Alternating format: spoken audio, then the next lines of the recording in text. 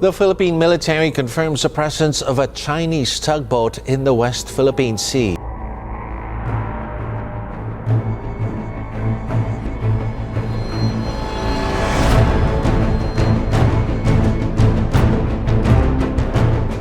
In the pre-dawn hours of 1999, retired Philippine Navy Vice Admiral Eduardo Santos orchestrated one of the most quietly audacious maneuvers in modern maritime history.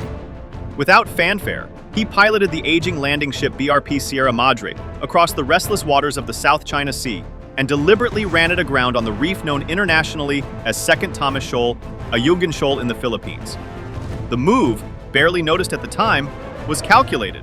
In one stroke, Manila secured a physical hold within its exclusive economic zone, EEZ, turning a derelict warship into a durable marker of sovereignty, an outpost resolute, visible, and strategically immovable. As Santos later reflected, "I did it as quietly as I could, and yet its significance has resonated louder each year since."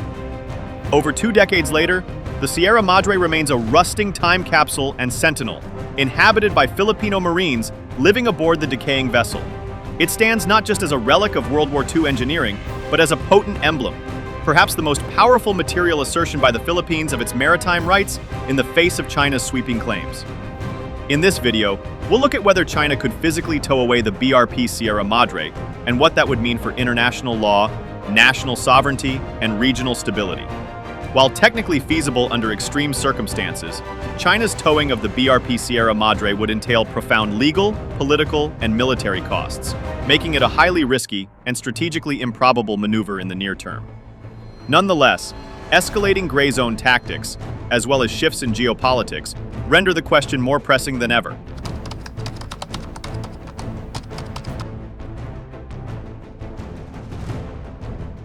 The Armed Forces of the Philippines, AFP, reported in August 2025 that as many as 25 Chinese vessels were observed maneuvering near Second Thomas Shoal. The presence included several China Coast Guard cutters, fast boats, rigid-hulled inflatables, a helicopter, and even an unmanned aerial vehicle. Philippine officials noted that these deployments occurred entirely within the country's EEZ, and the Department of Foreign Affairs stressed that resupply missions to the grounded vessel remain humanitarian operations protected under international law. Rear Admiral Roy Vincent Trinidad described the sudden increase in activity as unusual and emphasized the need for vigilance, while Defense Secretary Gilberto Teodoro underscored that adjusting Manila's stance would amount to surrendering its national interest. Chinese pressure has relied heavily on gray zone tactics that skirt the threshold of outright military conflict. Over recent years, Philippine resupply missions have been met with high-pressure water cannons, powerful enough to disable small craft.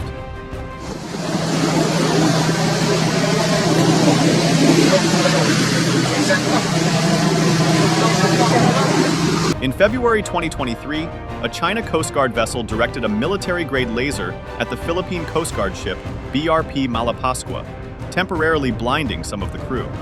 Other incidents have been even more confrontational. Fishing nets were deployed across navigation channels to entangle propellers. Chinese fast craft swarmed and rammed smaller Philippine vessels.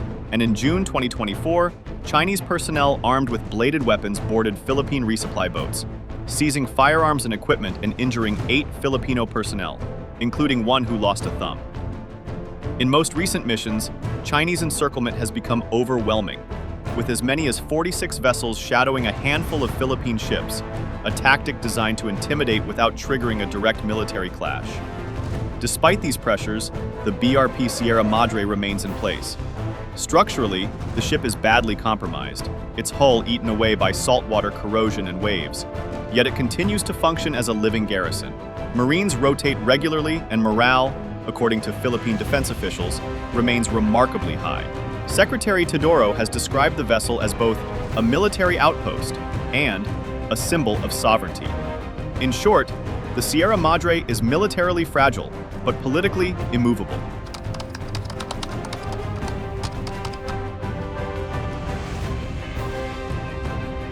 Any forcible removal of the Sierra Madre would represent a blatant violation of international law. The 2016 Permanent Court of Arbitration ruling in the Philippines v. China case declared that Beijing's expansive 9-line has no legal basis under the UN Convention on the Law of the Sea, UNCLOS. Second Thomas Shoal was affirmed as part of the Philippines' EEZ and therefore a lawful site for Manila's outpost. A towing operation would directly contravene this judgment and undermine the very authority of UNCLOS. Furthermore, because the Sierra Madre is a commissioned warship, it enjoys sovereign immunity. International law prohibits the seizure or forcible removal of such vessels by foreign powers. Attempting to tow it away would not be a maritime maneuver, it would be an act of aggression against a sovereign state.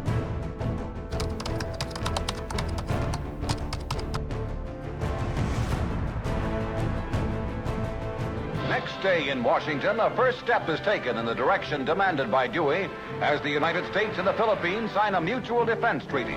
Beyond legal issues, a towing operation would almost certainly activate the 1951 Mutual Defense Treaty between the Philippines and the United States. The treaty explicitly covers armed attacks on the armed forces, public vessels, or aircraft in the Pacific. The Sierra Madre is a Philippine naval vessel, and its forcible removal would constitute an attack by any reasonable interpretation. U.S. officials have repeatedly described their commitment to the treaty as ironclad, warning that aggression against the Philippines in the South China Sea would trigger American involvement. For Beijing, this is not a distant threat, but a near certainty, particularly given the heightened U.S. presence in the Indo-Pacific since 2022.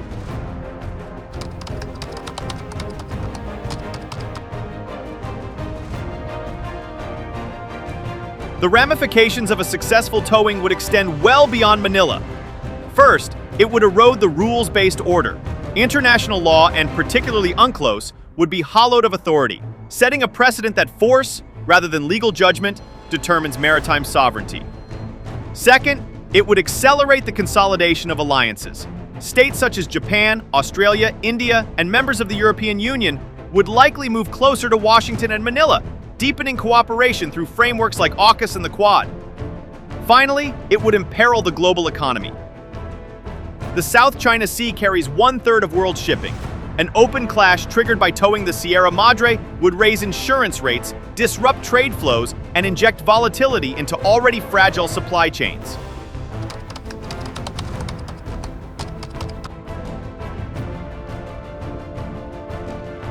International law poses near insurmountable obstacles to a forcible removal. The 2016 Arbitral Tribunal rejected China's 9-dash line and confirmed that Second Thomas Shoal lies within the Philippines' EEZ. The judgment was binding under UNCLOS, even though China rejected it. Removing the Sierra Madre would be a direct defiance, not just of Manila, but of the international legal system. On top of this, the principle of sovereign immunity protects military vessels from seizure. Warships are regarded as extensions of the state itself, and any attempt to tow away the Sierra Madre would be equivalent to attacking Philippine sovereign territory.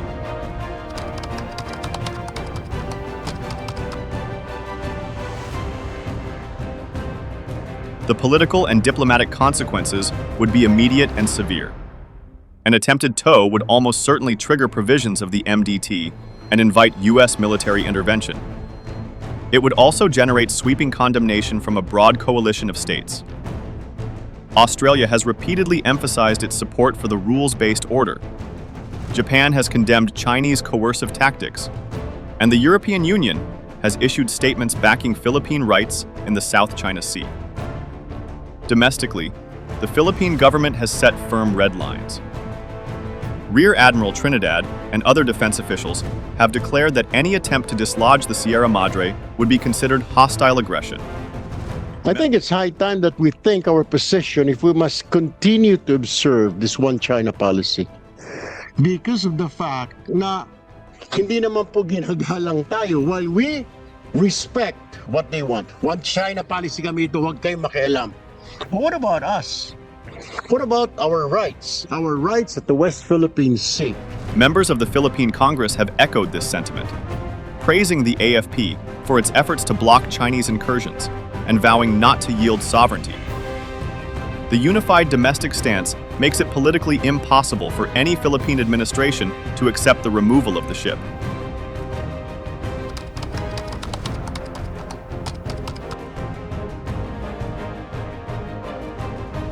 From a purely engineering standpoint, Towing the Sierra Madre would be a formidable task. The ship has been grounded for more than 2 decades.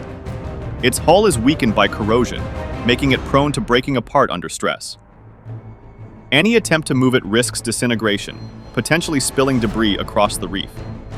The shoal's shallow waters complicate maneuvering of large salvage tugs, and the operation would require heavy cranes, cutting equipment, and numerous support vessels. It would be a highly visible operation, impossible to disguise and fraught with environmental consequences. Far from being a swift maneuver, it would take weeks, if not months, to plan and execute.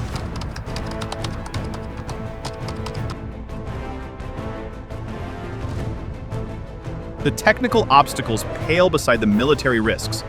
Philippine forces aboard the Sierra Madre have standing orders to resist boarding or removal attempts at all costs.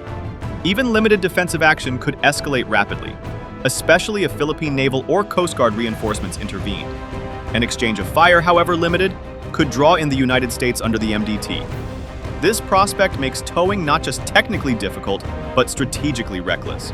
For Beijing, it would be a gamble with unpredictable escalation dynamics, potentially sparking the most serious military confrontation in the South China Sea since the 1970s.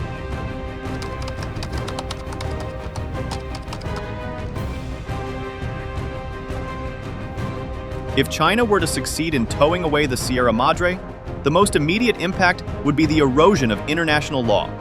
The arbitral ruling of 2016 and the authority of UNCLOS would be rendered moot in practice, replaced by the principle that effective control equals sovereignty. Tensions in the South China Sea would spike dramatically, raising the risk of accidental or intentional conflict among naval and Coast Guard forces. Regional militaries would mobilize, and Washington would face immense pressure to demonstrate resolve.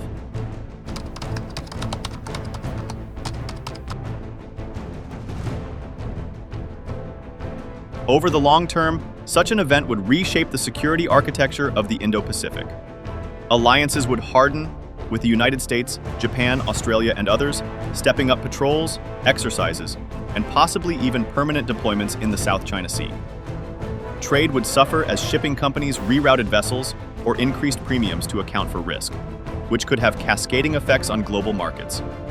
Perhaps most dangerously, a successful tow would set a precedent. If China can remove a sovereign Philippine warship with impunity, other states with maritime disputes, from the East China Sea to the Arctic, may feel emboldened to pursue similar measures.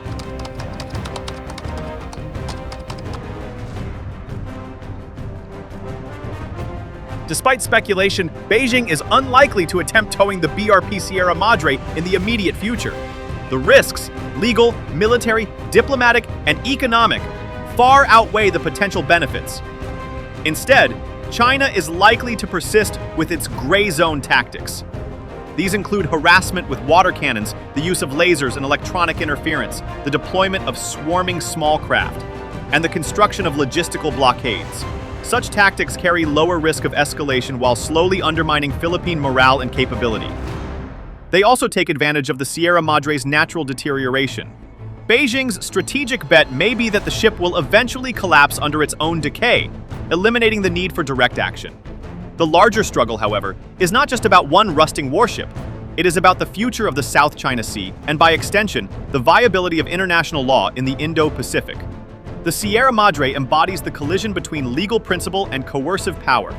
As long as it remains grounded on Ayungin Shoal, the Philippines asserts its rights, Washington's credibility is tested, and China's ambitions are checked by the costs of escalation. The standoff, therefore, remains a defining microcosm of 21st century maritime competition. The outlook is one of continuing tension, persistent gray zone conflict, and uncertain resolution. If you liked the video, do not forget to like, share, and subscribe our channel for deep analysis of contemporary issues.